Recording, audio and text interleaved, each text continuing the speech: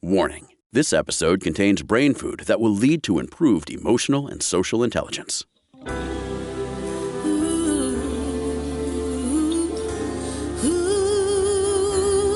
Give us 1 hour and we'll help you change the way you think about happiness.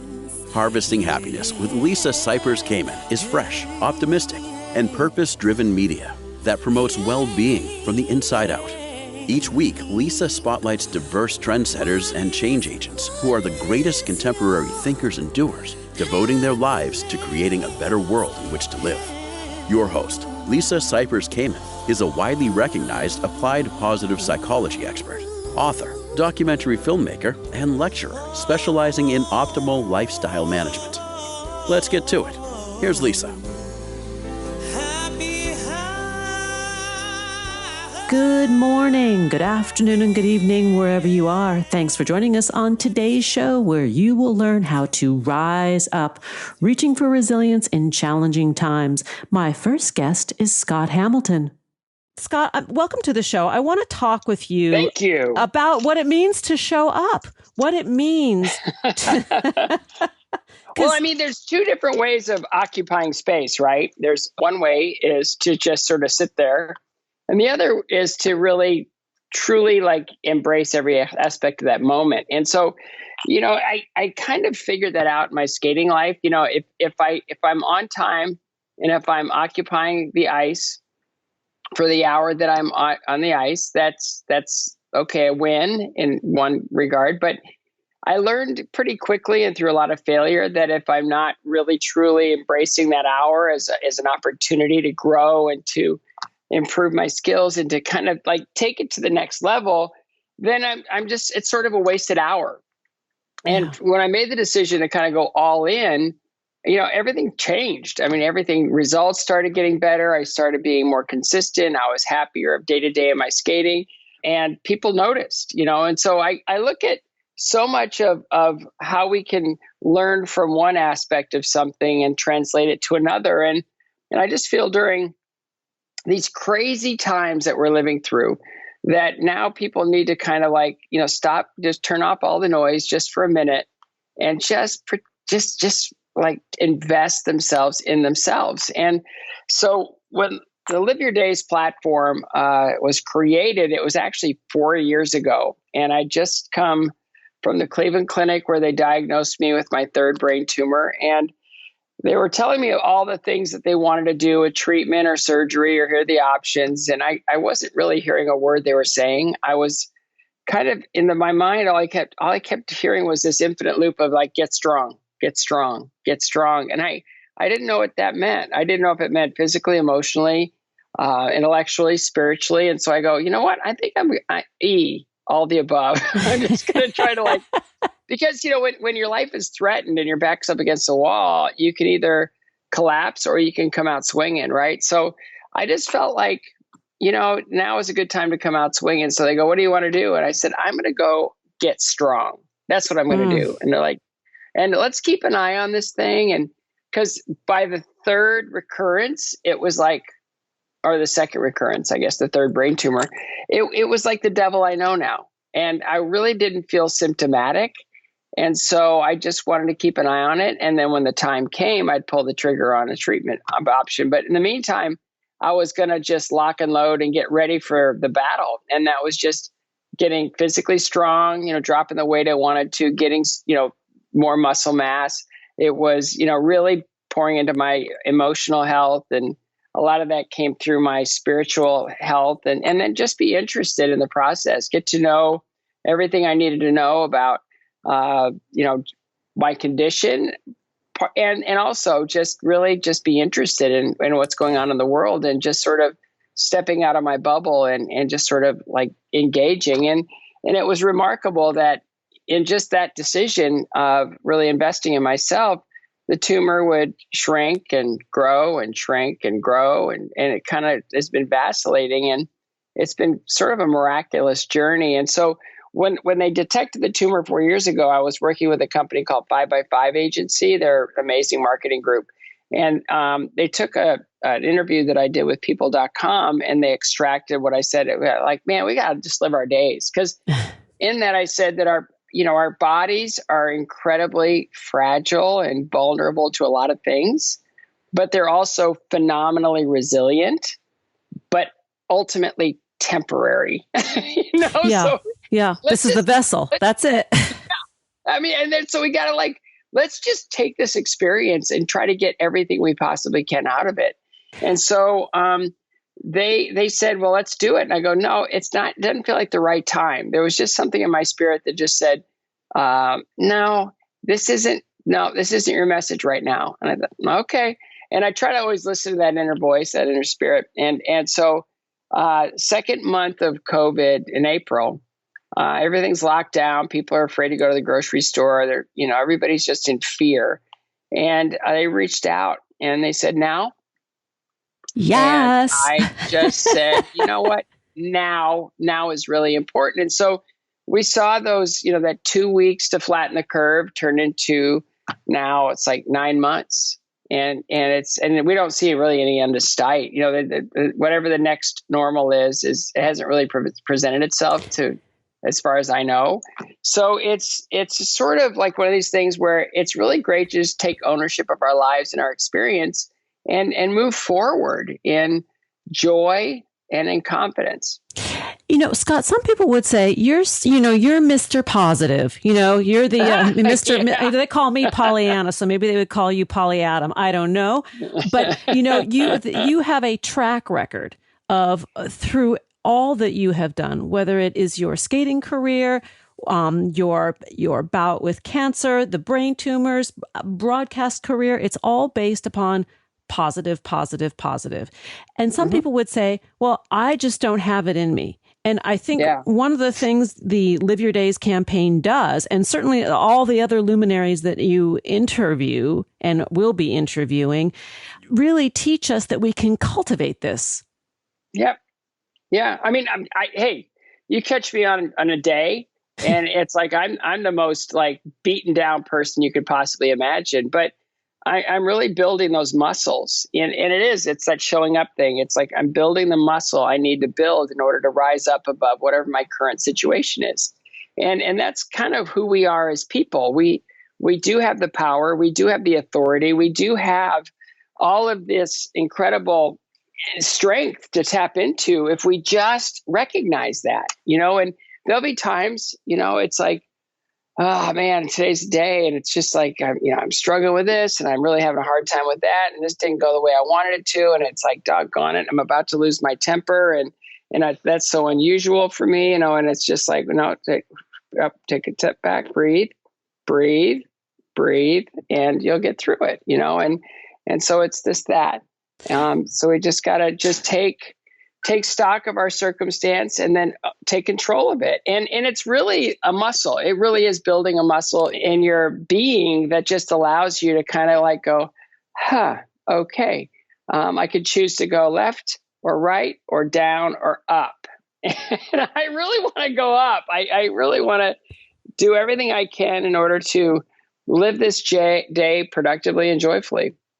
And when we talk about, mental muscle tone or emotional fitness, if we approach our lives as we would train for a skating competition or train for a marathon or train for, whether it's even releasing a little bit of weight because we want to be a little bit more fit. Each day we've got that freedom to be happy or the liberty to be miserable, right? I mean, it's the two sides of the same coin. Yeah. It's funny. I did a TED Talk. I'm like the dumbest guy to ever do 2 TED Talks. And the second TED Talk, I was at a thing in Nashville. It's all about country music. So I was at the BMI honors thing dinner. I was there because a friend of mine was being recognized that night. And I thought, oh, that's really, it'd be fun to go to this thing. And I was inside and just sort of, doing what most people were doing at the time, this staring at all the luminaries in the room and just being, in awe of all the talent. And I was standing next to this guy and he goes, hey, I run the TEDx in Nashville. Would you do a talk for us? I go, sure. And he goes, okay, we'll be in touch. And so I said, what do you want me to talk about? And he goes, I don't care. It's like, oh, well, I mean, I thought there might be a reason you invited me to do this. And he goes, I really don't care. And I thought, well, all right. Okay. So the only thing, and again, it's that inner voice, that kind of that inner spirit said, you need to talk about suffering. And it's like, oh man, that's a big fat downer. I don't want to do that. And it's like, I couldn't think of anything else. So I went on the TED site and I said, suffering. Who's talked about suffering? Nobody had ever talked about the one thing that we all have in common. Yeah. The one thing we will all experience, and that is suffering. And so I decided I needed to address it. So I came at it from many different angles and from my own experience. And it was remarkable that I came to the end and I said, look, the way I see it, like when we get to these difficult times, it's like we're at a fork in the road, right? And in my experience, we have three ways of handling that fork in the road. But the fork in the road isn't a left or right fork in the road. And I took my two fingers and I held them out like parallel with the floor. And then I raised my right index finger and I lowered my left middle finger so that you can see the road one was up and one was down. And I said, this is our choice. We can succumb to whatever our condition is right now. Just let it run its course. Let it defeat us. Let it, just destroy us. We could stay at the fork and not move and just adapt. That's a choice.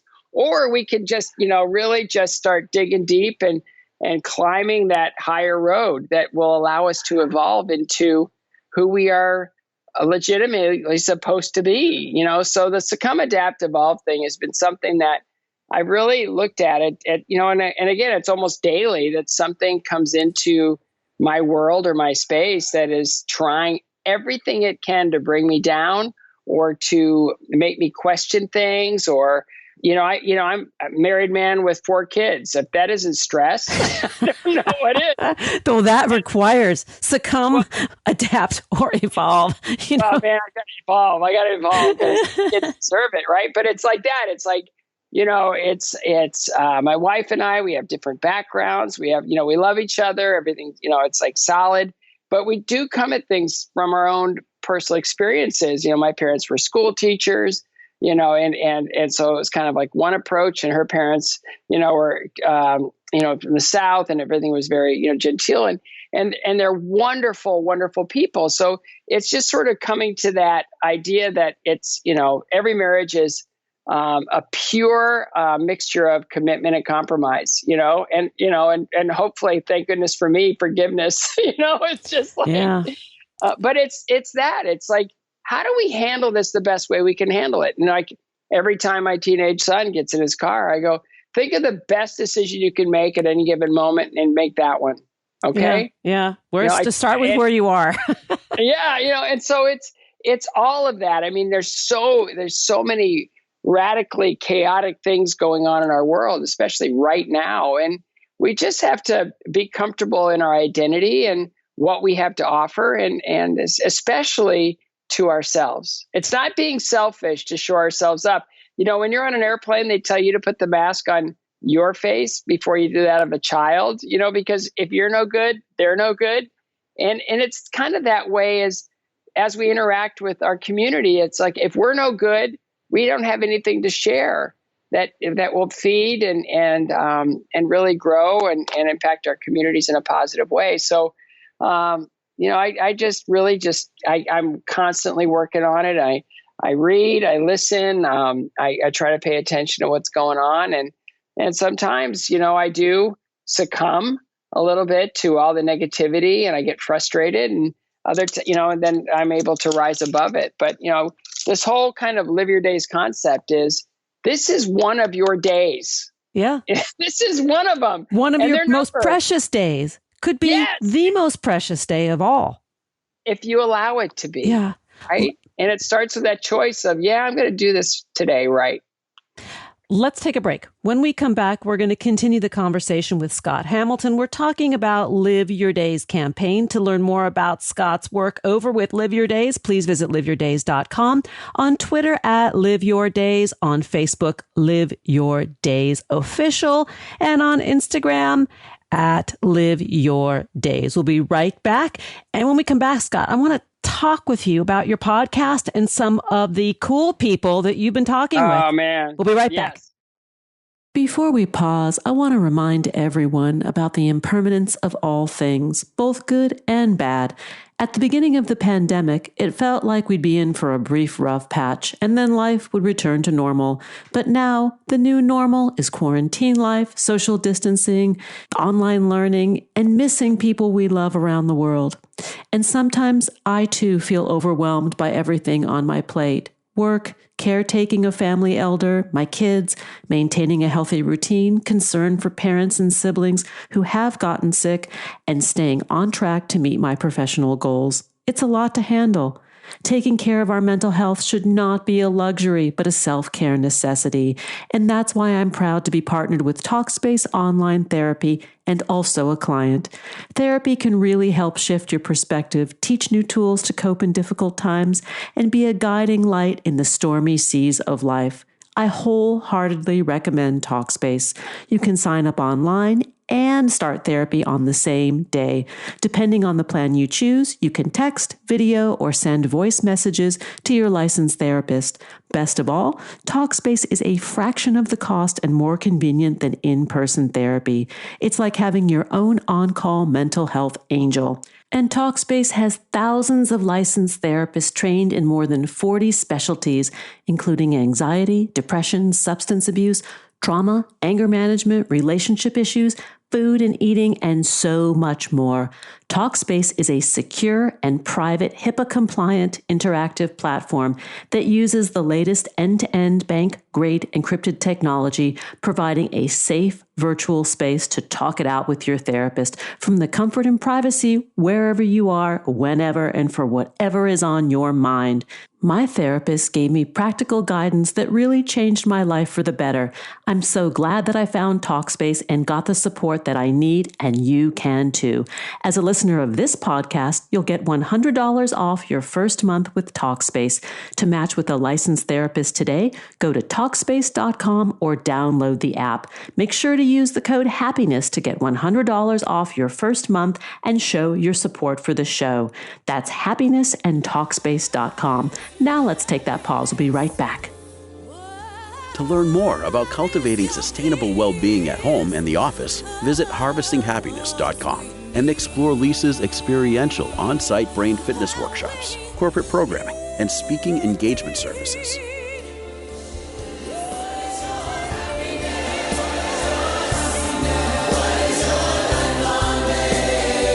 And we are back. If you're just joining us now, we're talking about what it means to rise up, reaching for resilience in challenging times. Let's get back to the conversation with my guest, Scott Hamilton. Scott, you have a podcast now, which is super cool. You have done a 9-part series, which may expand as a result of all the great work you're doing. Talk a little bit about the cool people who are showing up. Oh man, it's been such a blast. It's just, we were informing, kind of the whole idea. We just said, we want to come up with, sort of like live your day, sort of the carpe diem of today. It's like when you get up first thing, it's live your day, live your day. And so I thought, well, I got a lot of really fun people that I've been around that, have really cool stories to share. So I think instead of just people looking at my, bald head, my aging face, it would be fun to kind of bring in people to talk about their lives and how they built it and how they've come, risen above, any of their, struggles or challenges. And so we put together a list of 8 people and I think each of them, many of them will be familiar. A couple of them may not be, but they all have something to say, and they kind of go on those 4 qualities I tell you, about physical, emotional, intellectual, spiritual. It's like, that's the foundation of our lives, right? And it's like, if you're sitting in a chair and those were the 4 legs of the chair, physical, emotional, intellectual, spiritual, and any of those legs were missing, how's that going to work out? It's like probably going to fall down. So we really wanted to talk to people to kind of bring people in and allow them to be entertained and enlightened. And our the first podcast release was mine, which was basically to set up the platform. And then the first guest we had was Robin Roberts, and I was blown away. I did my research and, as we do, and her dad was a Tuskegee Airman, which I didn't know. I didn't know that she was a Hall of Fame basketball player. Her dream was to go to Wimbledon, but she knew she was, that wasn't going to be her sport. So she got into basketball, and she was one of the only women ever in her conference to get 1,000 points and 1,000 rebounds in the same season. And she was just dominant. But dang.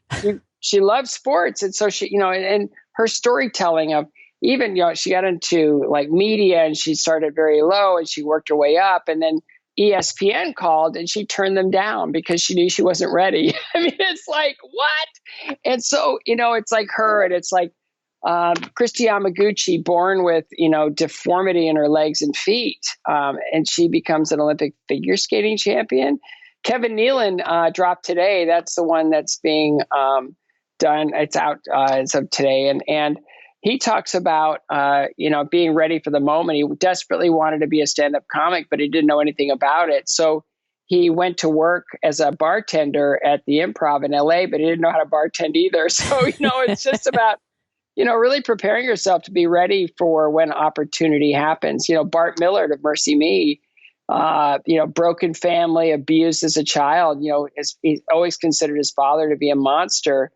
And through faith and cancer, his father was redeemed. And he said that the man he feared and hated the most was the man he wanted to become and who became his best friend. And the story of redemption is just so powerful in his faith. And, Miles Adcox from Onsite, it's a mental health place where he said people deserve to have a PhD in themselves. It's like, and yes, we deserve it. We deserve to feel good about ourselves. And so talking to him and just his platform and how he's grown it. And, it's just been, Marcus Whitney, who I could be like a stalker fan of this guy. He's an entrepreneur in the health in Nashville, and he's a part owner in the Nashville SC soccer team, but he's an entrepreneur. And his journey of how he had to figure it out was just remarkable. And it's inspiring for anyone that is in a position of failure that wants to rise above their conditions. So we talk to people that really have something to say in a really fun, entertaining, but also powerful way. And it's just been remarkable. I talked to one that's coming up soon is Vern Lundquist, and he just celebrated his 80th birthday, and he captained some of the most memorable events ever on television, of just being the play-by-play guy and just his life and how he built it. And it really has been a wonderful adventure, and I really hope it continues. And, I guess it depends on how it takes root. But one of the ways that we've built this thing in order to be really impactful is there's, as part of this, there's a 30-day challenge. If you go to liveyourdays.com, you can sign up for the 30-day challenge. So for 30 days, starts at day one. Whenever you sign up, that's your day one. You'll get an email that just gives you something to think about that day and a minor task. And the task is meant to build gratitude and just sort of a perspective of, wow, I really am in control of this day. And I did a 30-day challenge. It was really fun. We never ask anybody to run a marathon or, slay a dragon or anything some dragons are small. They're more like tiny little lizards, but that wouldn't be fun either. But it's, it's one of those things where, every day you just get reminded of a certain aspect of your life that you can just do this one small task. And it's there to remind you that you're in control and that you have the power to take ownership of today and make it really special. And I also think hearing the stories of others, everybody loves a good story. We love a heroic story. And one of the things that we can realize through your work and these interviews, it reminds us that we have the choice to be the hero of our own lives. Yep, that's exactly it. And, I go back to, there's been an estimated 100 billion people born to this planet, since day one of humanity. And you think about it, you take a step back and you go, that's a lot of people. And then you go, well, I'm the only one of me ever. Right. And I'm the only one that has these particular unique set of qualities, and I'm the only one that has this voice, and I'm the only one that can do whatever I'm meant to do. And part of the fun is figuring that out. It's like, when I wrote Finish First a few years ago, it was about, understand who you are. It's like purpose. What is my purpose? And it's like, even if I dreamed and I knew and I just felt in my heart that my purpose was to be in the NBA, it's not going to be on the floor. It's like, I'm 5'4", but then I take a step back and I go, but here's what I'm naturally drawn to. And honestly, Michael Jordan will never do a backflip on ice skates. So true that. Ever. Yeah. So I go, and so there's power in that. And I go, well, like I met a little girl, and when I went to Finish First was coming out about the time of Pyeongchang Olympics. In fact, it came out while I was at the Olympics, and the venue manager there is a guy named Josh Lee. We became fast and forever friends. And he said, "Can you talk to my staff?" And I go, "Sure. Why?" And he said, "Well, I find culturally we're struggling with identity, and in South Korea, we're sort of meant to be obedient. Just do this, serve, the greater master or whatever." And he goes, "I just feel a lot of our kids are just without identity, and I'd love for them to hear this perspective." And so I gave my speech, and at the end, a little girl came up to me and she looked annoyed, and I go, "Yeah." And she said, "Can I ask you a question?" And I go, "Anything." And she said, "I don't understand what you mean about purpose." And I go, "Well, purpose is sort of a unique, set of qualities that we have that, lends itself to a specific identity." And she goes, "I'm not good at anything." And I could hear when she said it that she's been told that 1,000 times. So I just said, well, let's break it down. What brings you joy? What do you like to do? If you could spend just a day doing one thing, what would it be? And she said, "I like to read." And I go, "Oh, what kind of books do you read?" And she said, "Well, my last 2 books were Jane Eyre and Wuthering Heights." And I go, "Oh, you love the classics." One of those. And this big smile came across her face. And I don't know, I think it was the Holy Spirit just shoved this into my mouth, and it said, "Maybe you're an author." And her eyes did that little pop thing of recognition.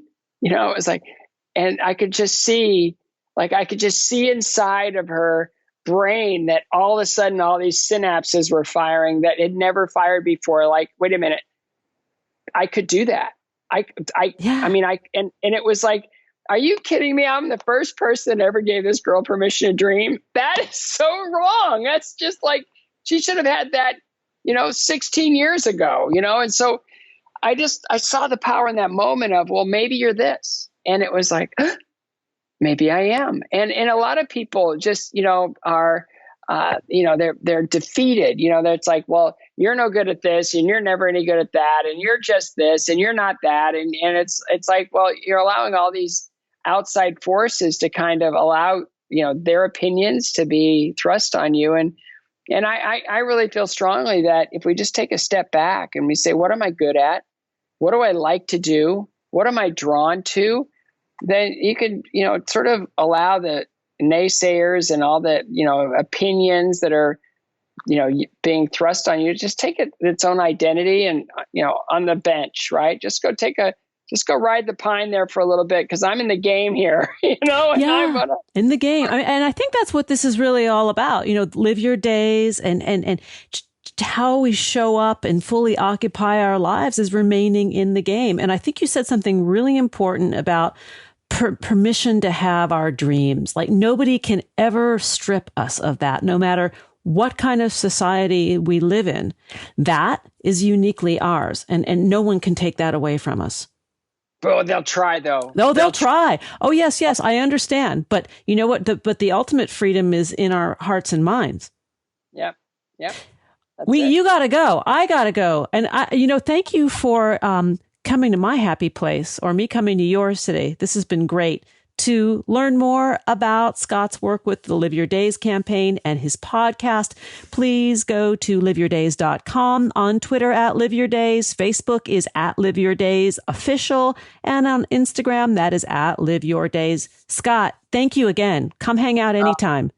Oh, you're the best. I love harvesting happiness. I think that's the greatest thing in the world. We're going to take a quick pause and then we'll be back to continue the conversation. Did you know that happiness is actually good for your health? Happy people live longer, are more productive, and make better partners, parents, and professionals. Connect with us on Facebook at Harvesting Happiness and follow Lisa on Twitter at Lisa Kamen for a daily dose of inspiration.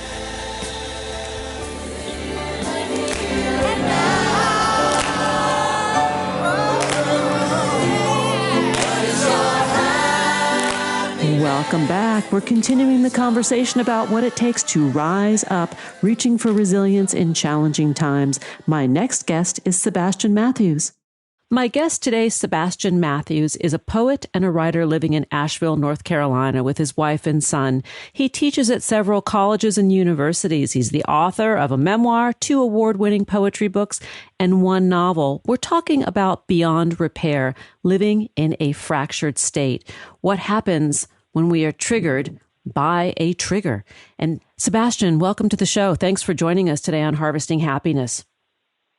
Hey, thank you so much for having me. It's a pleasure. Oh, it's a pleasure to have you. We often talk about the dark side on a happiness podcast. And really the focus is, how do we make meaning? How do we bounce back from life's difficulties? And your book, Beyond Repair, Living in a Fractured State, chronicles a 4-year journey from 2014 through 2018 about your recovery and healing from a major automobile accident. I'd love for you to kind of set the stage for us and give us a bit of the backstory. You bet. The accident happened in 2011. It was a head-on collision that my family just kind of literally unluckily ran into. A man had a heart attack and swerved into our lane. We were both going about 50 miles an hour. So it was a very devastating accident. We took a long time to recover. And when we did, it's 1 year out, you're physically essentially recovered. 2 years out, you're feeling a little better. PTSD comes along. So, I think people who've gone through trauma understand that it comes in waves.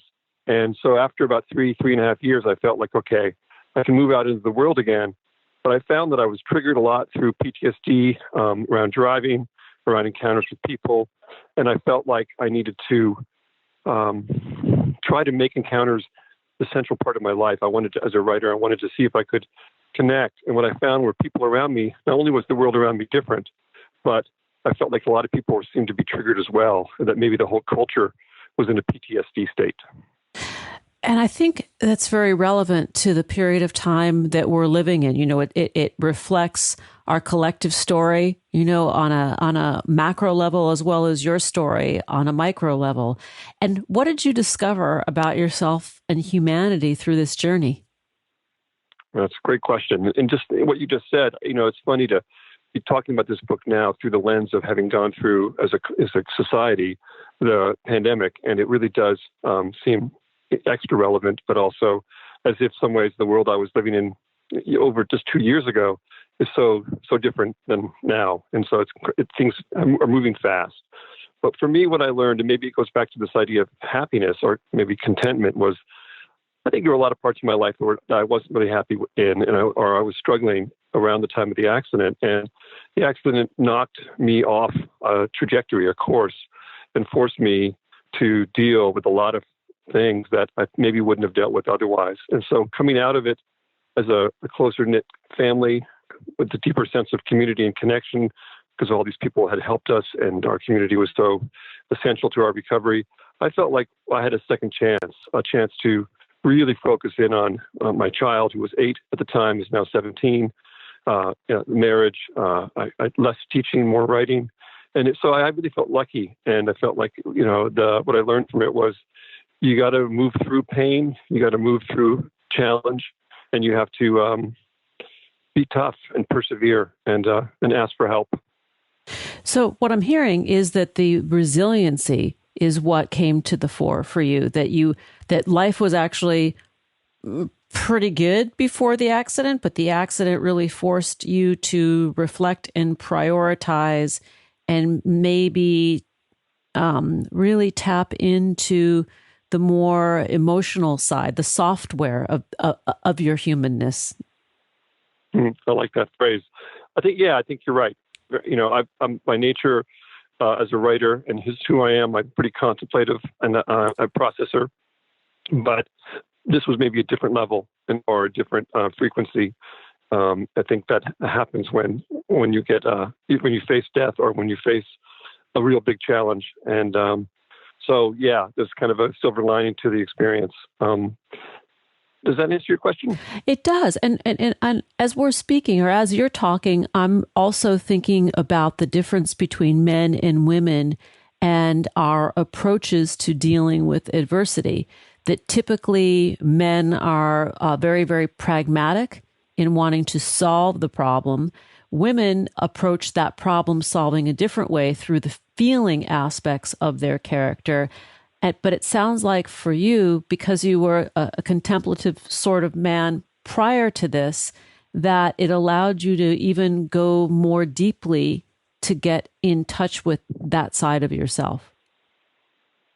It did, so maybe a little bit of both.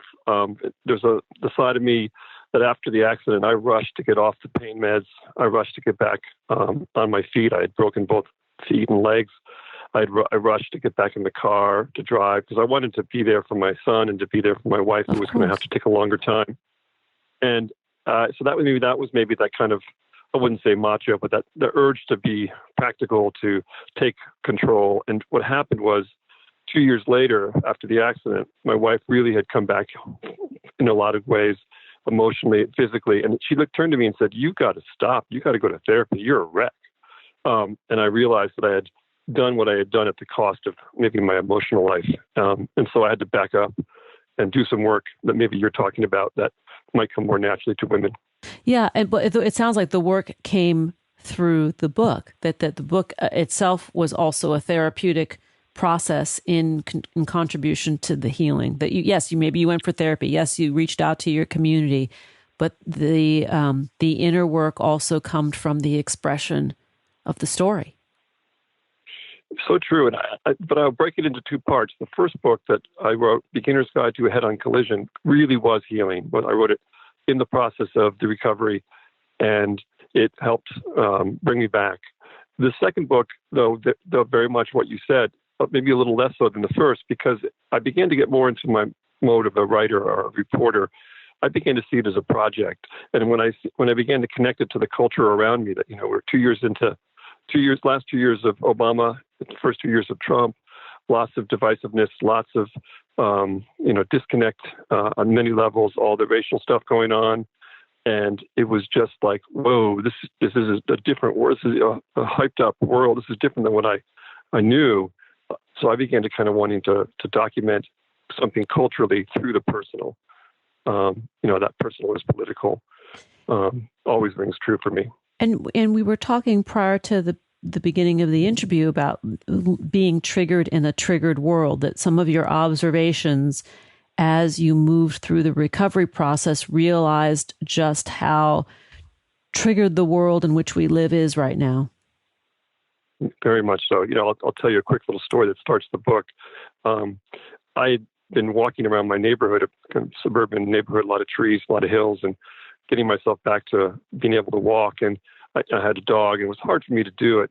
And oftentimes I'd be interacting with the people driving through. And I found that for a while that there was always these men, white men in particular, always, in white trucks often, kind of being jerks.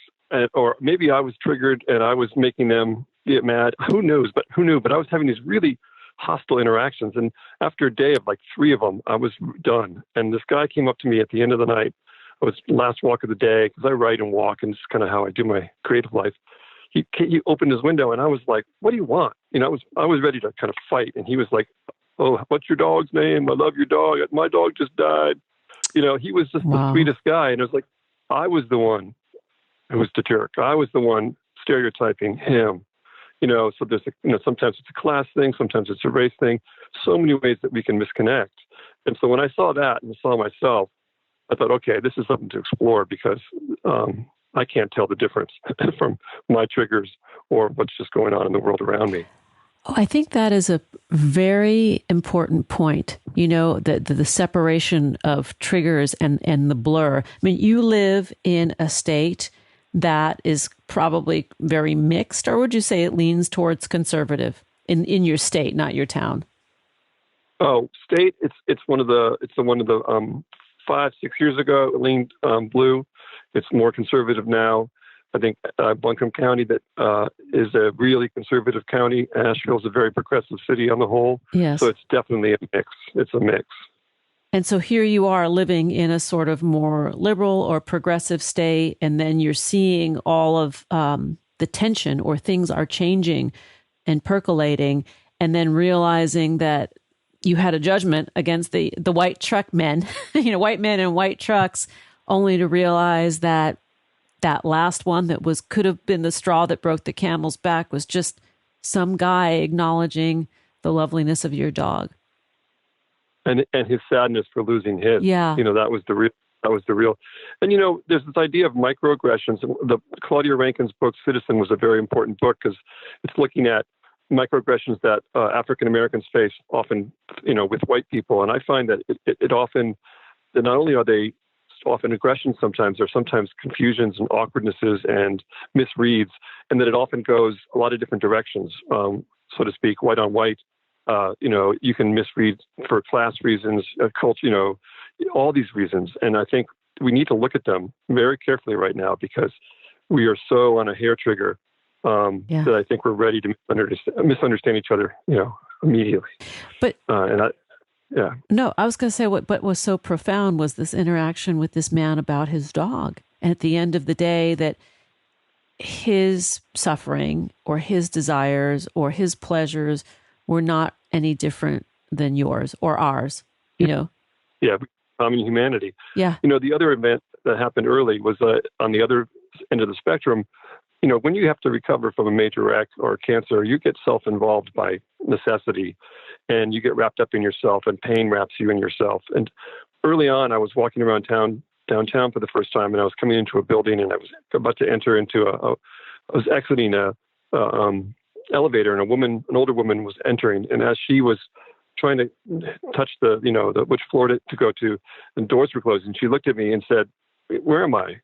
And I just immediately opened stopped the door and said, "What are you looking for?" And we started talking, and it turned out she had Alzheimer's, and I helped her find where she was going, and she would have been walking out into the middle of a busy street and away from her husband. And I was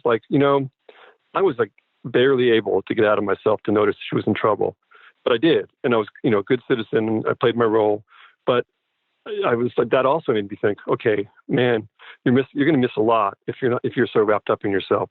Wake up, And so that was part of the project mode is, okay, I'm a writer.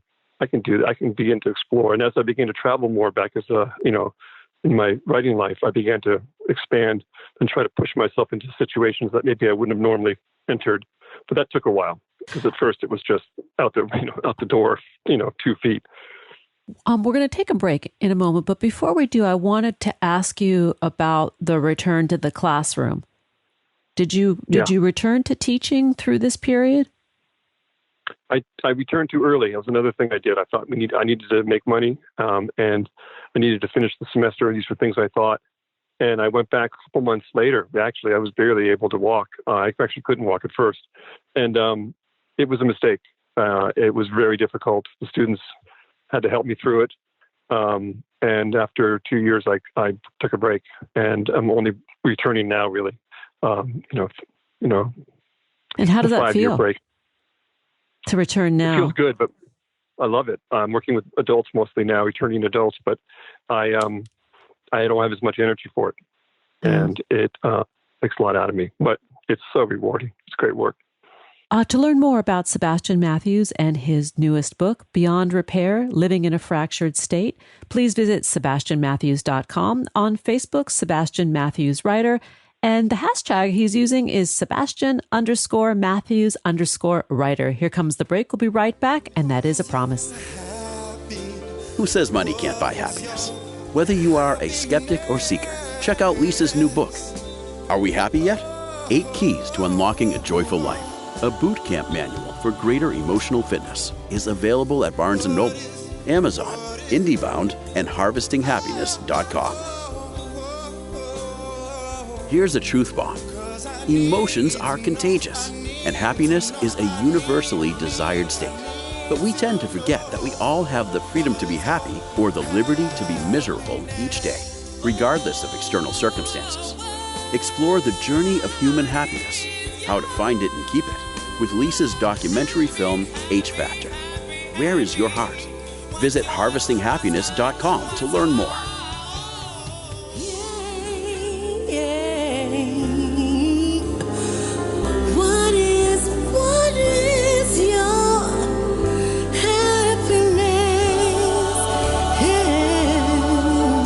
And we're back, continuing the conversation with my guest, Sebastian Matthews. We're talking about what it takes to rise up, reaching for resilience in challenging times. Let's get back to it. Sebastian, in the last segment, you talked about the circumstances that occurred after the accident and the recovery and healing process. And I'm wondering how your journey has affected you as a father, affected your parenting of a teenage son in a very unsettled world. It's a great question, and I'm in the middle of trying to figure it out. He's a senior in high school now. He was 8 when the accident occurred, and he's kind of growing into his teens in the span of the book. He is a very sharp kid and got a sharp wit, and he really doesn't let anything go that he notices that he thinks maybe is a little off or a little fake.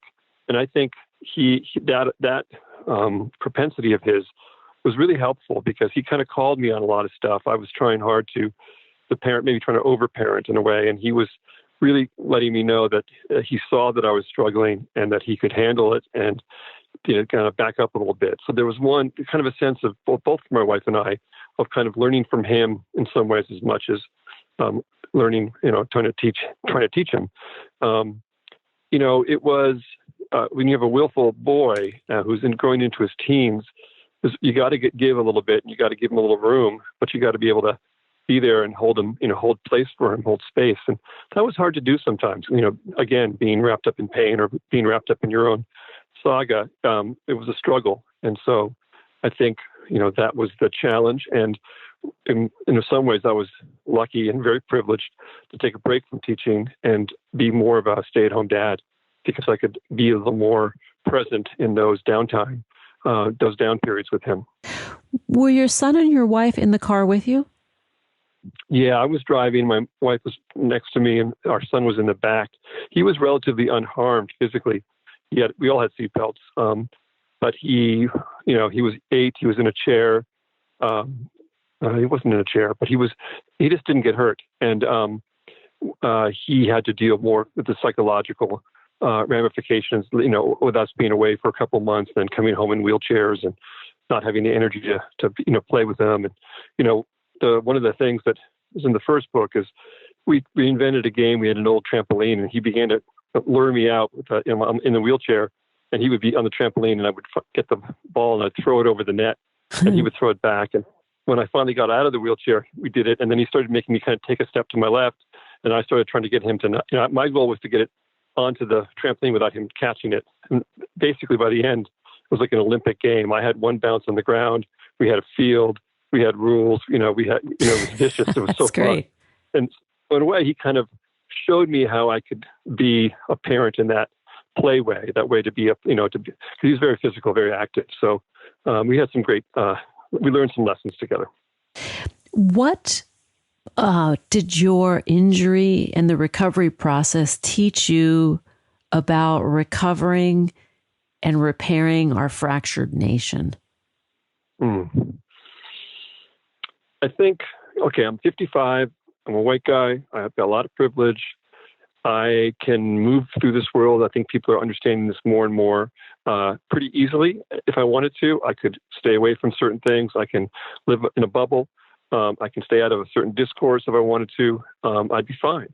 And I realized that I can't do that. I need to be in the conversation as a writer. I need to participate as a citizen, give my time if I can, give money if I can, be there for my family and friends, but also for the community and the communities that I'm in. It really got me activated to pay more attention and to recognize that life is really it is a blessing, and it's lucky. I'm lucky to be alive, and so I use it as a bit of as a catalyst to do more and not just so much like super buddy do more, but maybe even better said, pay more attention. Do you think it helped you cultivate some altruism? Or were you feeling altruistic before? Was that in your character? It is. I think so. I mean, it wasn't to some degree. Certainly as a teacher and, did some big brother, big sister mentoring. And it's not always a natural fit for me, but it's the inclination, the urge is there. Certainly, I think what this did was showed me, and I also saw examples of it. I thought working with the PT people and the therapists and the EMTs at that first crash site, very impressed by all those people. They were incredibly, and the nurses, giving and strong and clear. And I thought, okay, that's not my path, but I can learn from these people. So maybe more so, maybe a little more so. And finally, there's an interesting point you bring up in the book, Beyond Repair, Living in a Fractured State, about the woman that you're married to, your wife. And I would love for you to tell a little bit about her and your community and your observations culturally.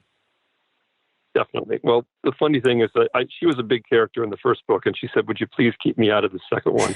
And so I did that as much as I could, but I had to, I wanted people to understand that we're a couple and I'm not parenting my son alone. I needed to give enough context so that they knew, but I tried to keep her out of it. But she's Jewish. I grew up as an atheist and had no religion. So for me, letting and participating in having our son grow up in a Jewish household was interesting, exciting, and I was up for it. And so, bringing him to bar mitzvah, being part of a community. There is actually a vibrant community of Jewish community in Asheville. But, Avery's best friend, he's adopted, and his best friend is adopted, born in Jamaica, and his friend Phoenix. And so he's living in a real white world, but as a Jewish kid with a black friend, when the Orlando shooting happened, when all these things were happening, wondering about the police, wondering about, racial stereotyping, I had to kind of talk to him about, listen, being a Jewish boy, there's some things that you may not understand that could come your way, that you need to be aware of, and you need to be aware of it in terms of your friend, and you guys have to be, proud of yourselves, but also careful. And so it culturally, being married to Allie and being part of her family and of joining a synagogue and being a parent of a bar mitzvah boy, it's just, it's just deep in my life, and just all the cultural stuff. We're not the most, we don't practice very much.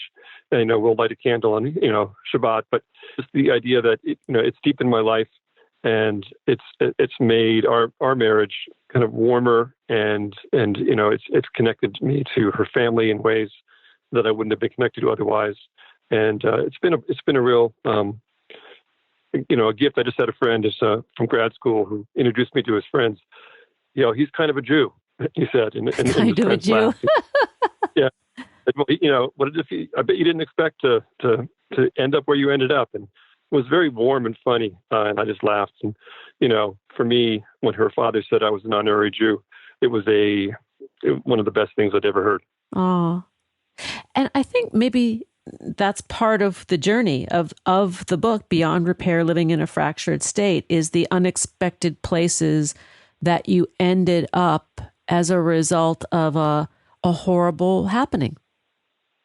Yes, definitely. And also, I think the challenge of the book, it's not a prescriptive book.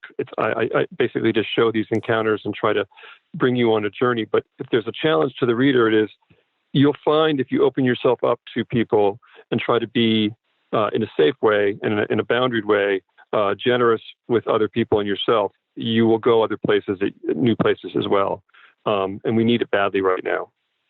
We do. I mean, the book is a testimony to hope and healing and possibility and rebirth in its own way. And I'm so glad that you're able to share it with our audience, and that the ability to write and grow from your experience is touching so many people's lives. I think that's a gift unto itself. Oh.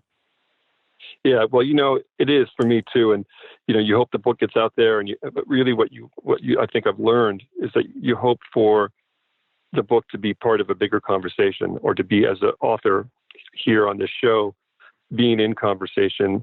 Hopefully, people listening get a sense of it. They want to read the book, or they want to do something, that is, from hearing us talk. It's the exciting part, and it's interesting to be doing it in the pandemic with so much Zoom and so much phone, but it has has some surprises and pleasant aspects.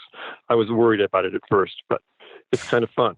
I think that what this whole period of time has made me see, and having conversations with people like you, is that, we can be alone, we can be separated, but we're not really alone. And you sharing this only, for me, makes that more concrete, that recovery process in many respects is very, very solitary. None of us gets through it alone, but yet the journey is kind of solitary. Oh, I think so. If we have time, I'll tell you two really quick anecdotes. One, probably a year after I'd really gotten back to my, full gait, my full walking, I could, people didn't even know I'd been in an accident. I walked, as part of my day. So I'm walking through the neighborhood, and this man was walking down the street, a young man, so tentatively, in such a way that I knew what happened to him. And I said to him, "So how long ago did you break your feet?" And he looked at me, and he almost started crying. And he said, "How did you know?" Because I said I broke both my feet, and that's how I walked. And I said, "That was 2 years ago, and look what I'm doing. So good luck, you can do it." Yeah. And it was a moving experience. And the other one is, recently, a neighbor of mine has gone through some brain cancer, and I got an email from her. I hadn't been in touch with her for a long time, but she was one of the folks that had walked my dog, another dog, and she said, "Could you walk my dog when I'm away?" And I'm like, "You bet." So there's another example of kind of, you do it alone, but you are within communities. And the virtual community is, I found, a real one. It is. And, alone but never alone kind of thing. And a testimony to the human spirit of resilience.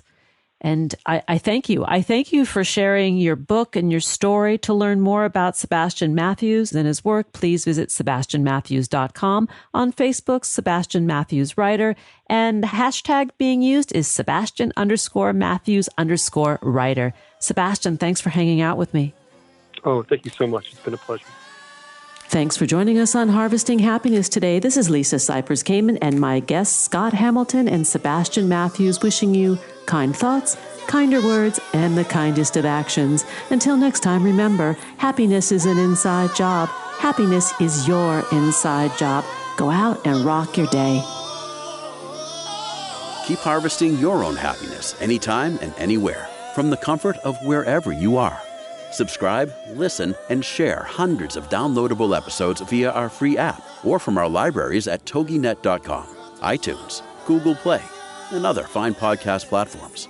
To learn more about Lisa's global consulting services, please visit harvestinghappiness.com. Spread more joy by liking us on Facebook at Harvesting Happiness and following Lisa on Twitter at Lisa Kamen.